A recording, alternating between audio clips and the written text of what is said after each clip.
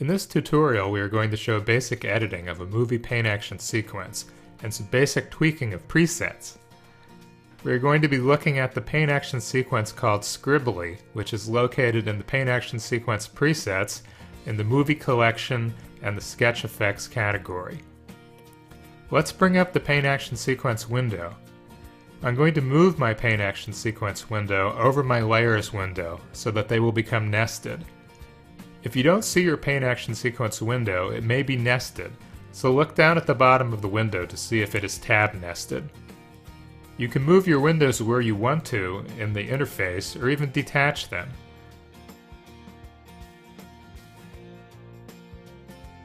I'm just going to keep it over here on the side for now. So let's just play the paint action sequence.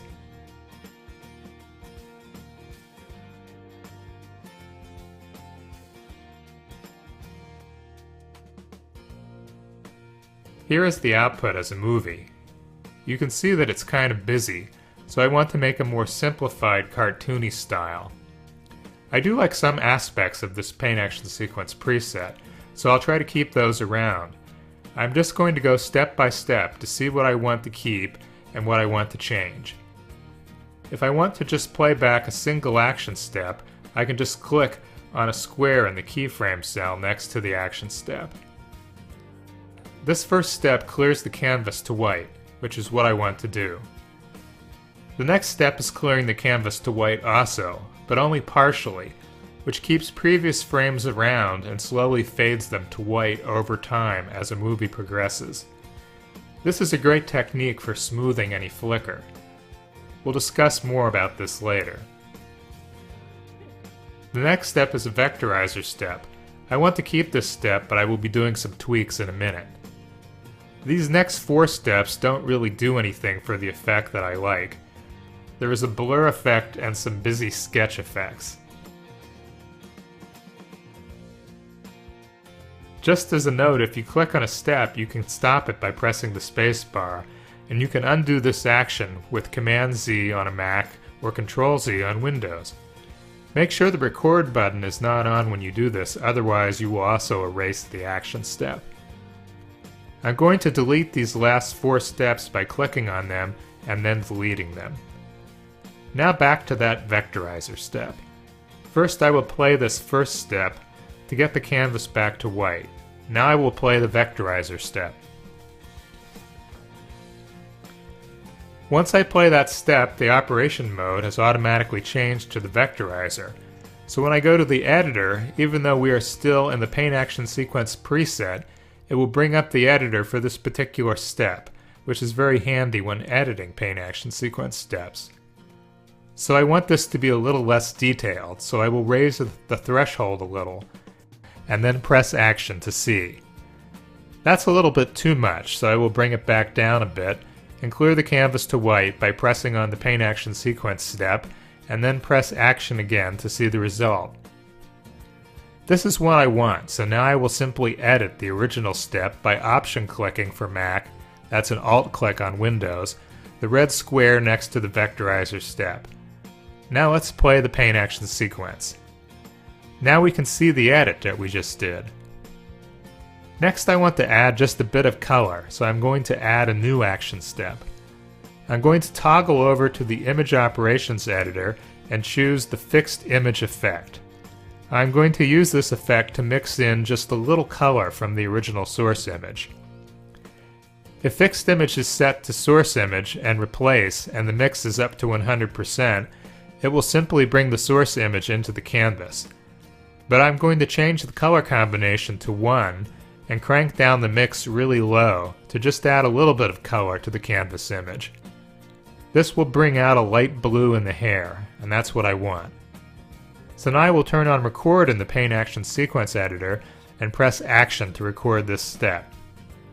Now let's play back the paint action sequence and see what we have. Okay, what I have is good, but now I want to add back a little more detail. I'm going to add a little sketch effect. So I will go over to Paint Presets and choose the Auto Paint Collection and then the Sketch category. Inside the Sketch category, I will choose the Line Sketch 3 paint preset. So I will just play this to see what it looks like. I'm not exactly happy that it is so dark, so I will undo this step.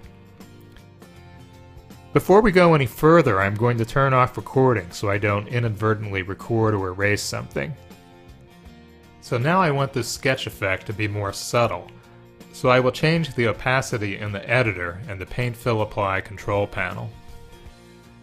The composite setting for this particular sketch effect is set to replace, but I want to change it to blend so it isn't so harsh.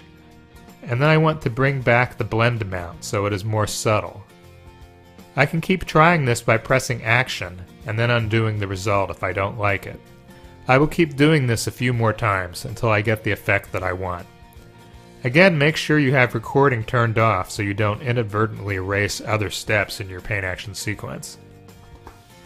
Once I get it where I want it, I will turn on Record in the Paint Action Sequence Editor and press Action to record the action step. Now I will just play back the paint action sequence by pressing the play button.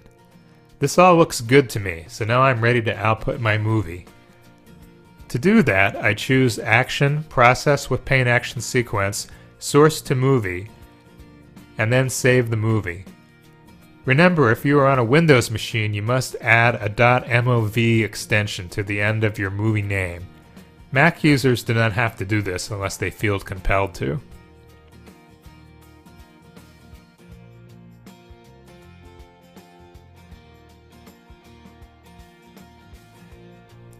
So here is our new process movie. The only problem, however, is this ghost effect. That is actually the second step in our paint action sequence, which worked great for the first movie since it was so busy, and this ghost effect helps with continuity, but for this effect it really isn't necessary. So I'm going to turn that step off and output the movie again without it.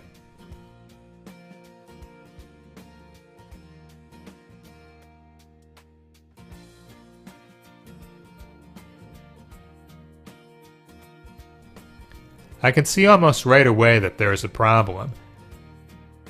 Instead of each frame starting with a new white canvas, it is overwriting the last frame output. The reason for this is that after the first frame in our timeline, the Set Canvas to White step is turned off. You can tell because it has a black square. This is called muting, which is an audio term for turned off. So when frame 2 comes up to be rendered, it just starts drawing on top of frame 1, and frame 3 draws on top of frame 1 and frame 2, and that goes on until we have a big blob sitting on the canvas. In some cases, this may be exactly what it is that we want, but not in this particular case. For a little clarification, before, when we turned step 2 off, it would clear the canvas partially to white, which is what created the ghost effect.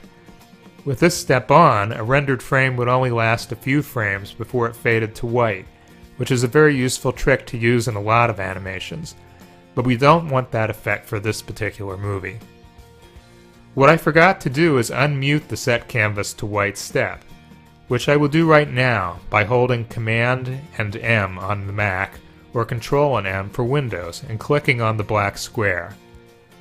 If I want to bring it back again, I would hold down Option and the M key or Alt and M key for Windows and click the square. Now every time a new frame is to be rendered, the first step will be to clear the canvas to white, so now there will be no additional overdrawing. Now with the muted step gone, we should be able to output this movie as I intended, so let's try that again.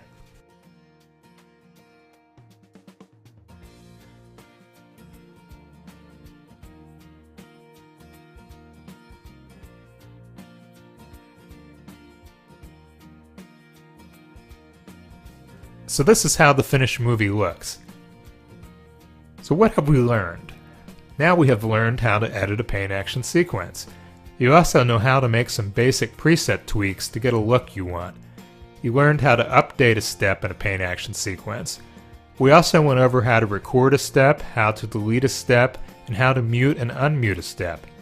You have also learned an advanced editing trick for creating a ghost effect, which will be discussed in further detail in other training videos. Try making your own paint action sequences from scratch, mixing and matching different presets, Or you can try editing some of the factory presets like we just did here, which is a great way to learn how paint action sequences work.